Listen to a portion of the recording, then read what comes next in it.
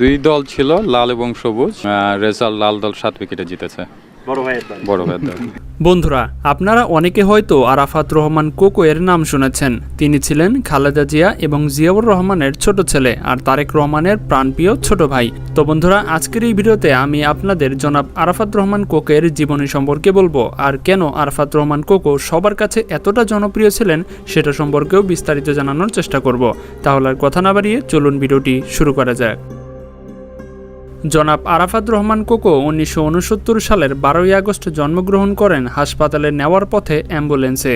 পবিত্র আরাফার ময়দানের নাম অনুসারে ছেলের বাবা জিয়াউর রহমান তার নাম রেখেছিলেন আরাফাত রহমান। বাসায় আরাফাতকে আদর করে ডাকা হতো কোকো নামে। বিশেষ করে এই নামটিতে তার মা বেগম খালেদা জিয়া সবচেয়ে বেশি ডাকতেন। তাছাড়া তার আরও একটি নাম রয়েছে দোদো। বাবার মতো শ্যামবর্ণ গায়ের রং, মায়াভরা চোখের চাহনি। তার বাবা জিয়াউর রহমান 1971 সালে মুক্তিযুদ্ধের রণাঙ্গনে স্বাধীনতার ঘোষণা দিয়ে ঝাঁপিয়ে পড়েছিলেন সম্মুখ সমরে। যুদ্ধের ডামাডোলে বড় ভাই তারেক রহমান আর মায়ের সাথে ক্যান্টনমেন্টে বন্দী ছিলেন তিনি। ছোট কোকো একটু দূরে খেলা করছিল আর বড় ভাই তারেক রহমান মায়ের পাশে। হঠাৎ মায়ের কি মনে হলো, তিনি গিয়ে ছোট ছেলেকে কোলে তুলে নিয়ে সেখান থেকে সরিয়ে আনলেন। এরপর মুহূর্তেই একটি মর্টার শেলের আঘাতে হুড়মুড় করে ছাদ ভেঙে ধসে পড়ল। কোকো যেখানে ছিল ঠিক সেই জায়গাটিতেই। সেই যাত্রায় প্রাণে বেঁচে গিয়েছিলেন তিনি। আরাফাত রহমান কোকো শিক্ষাজীবন শুরু করেছিলেন BAF শাহীন কলেজ। তার বাবা জিয়াউর রহমান মৃত্যুর পর বেগম খালেদা জিয়া রাজনীতিতে যোগ দিয়ে জাতীয়তাবাদী দলের হাল ধরেন। মা তাকে পাঠিয়ে দেন চাচার কাছে যুক্তরাজ্যে। ওইখান থেকে তিনি ও লেভেল শেষ করে আমেরিকায় চলে যান। আমেরিকা থেকে A লেভেল শেষ করে এরপর তিনি অস্ট্রেলিয়া থেকে সিভিল এভিয়েশনে উচ্চতর শিক্ষা অর্জন করেন। একজন রেজিস্টার্ড পাইলট হিসেবে আরাফাত রহমান কোকোর নাম ছিল বলে জানা যায়, কিন্তু মা ভয় পেতেন বলে তার পাইলট হিসেবে যোগ দেওয়া হয়ে ওঠেনি তার। এরপর ফিরে এলেন প্রিয় মাতৃভূমি মায়ের কোলে বাংলাদেশে। জনাব আরাফাত রহমান কোকো ছিলেন অত্যন্ত ন্যায়পরায়ণ ধার্মিক একজন মানুষ। বুঝতে শেখার পর থেকে তিনি কোনোদিনও রোজা বাদ দেননি বলে জানা যায়। নামাজ পড়তেন নিয়মিত।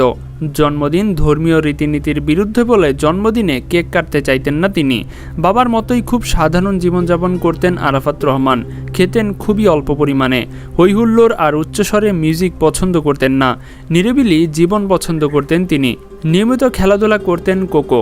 ক্রীড়াপ্রেমিক আরাফাত রহমান কোকো ডেভেলপমেন্ট কমিটির চেয়ারম্যান থাকাকালীন সময়ে BCBকে নিয়ে গিয়েছিলেন এক অনন্য উচ্চতায়। তার হাত ধরেই আন্তর্জাতিক মানের খেলোয়াড় তৈরি করেছিল BKSP। আজকের বিশ্বসেরা সাকিব, তামিম, মুশফিকরা তার হাতেরই কারিগর। OLD এবং HSS এর চেয়ারম্যান ছিলেন তিনি। বাংলাদেশ ক্রিকেটে তার এই অবদান স্বীকার করতেই হবে।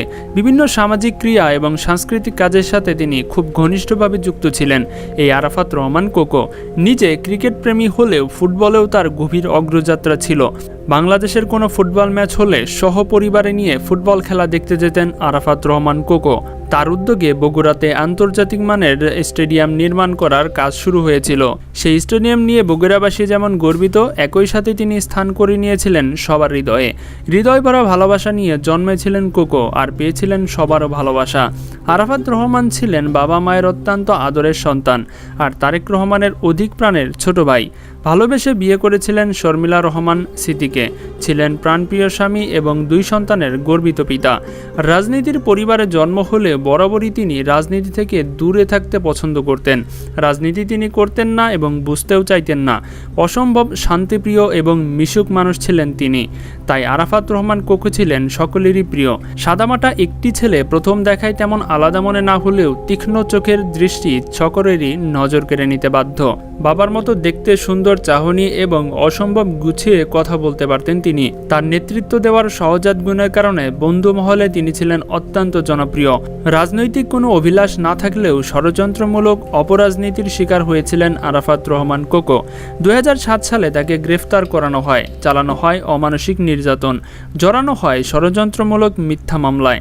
তাকে ধরে নিয়ে যাওয়ার সময় নির্ভীক আরাফাত রহমান অফিসারদের ভরা কণ্ঠে জিজ্ঞাসা করেছিল, আমাকে নিতে এসেছেন? কোথায় যেতে হবে চলেন।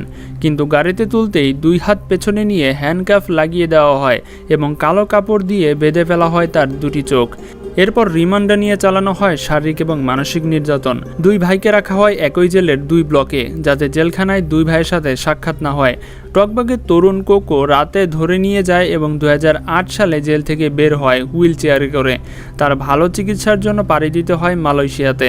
মালয়েশিয়ায় নির্বাসিত জীবনে বড্ড অভিমানী এই মানুষটি ফটোগ্রাফিকেই তার একমাত্র সঙ্গী করে নিয়েছিলেন। বন্দি জীবনের অপমানের কষ্ট কিছুতেই ভুলতে না পেরে অনেকটা নিঃসঙ্গ জীবন কাটিয়েছিলেন আরাফাত রহমান কোকো।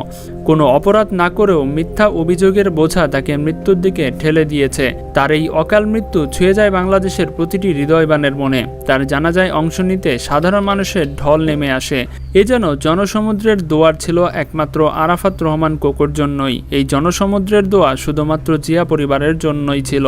ছোটবেলায় বাবাকে হারিয়ে বাবার আদর থেকে বঞ্চিত হয়েছেন, পড়াশোনার জন্য দীর্ঘদিন বিদেশ থাকায় আর সবশেষে রাজনীতির বলি হয়ে মৃত্যুর আগ পর্যন্ত প্রাণপ্রিয় মা এবং বড় ভাইয়ের স্নেহ থেকে বঞ্চিত হয়েছেন।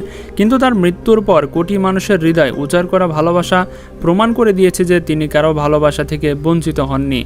তিনি আছেন কোটি মানুষের হৃদয়ে। তো বন্ধুরা, এটাই ছিল আরাফাত রহমান কোকোর একটি ছোট্ট জীবনী।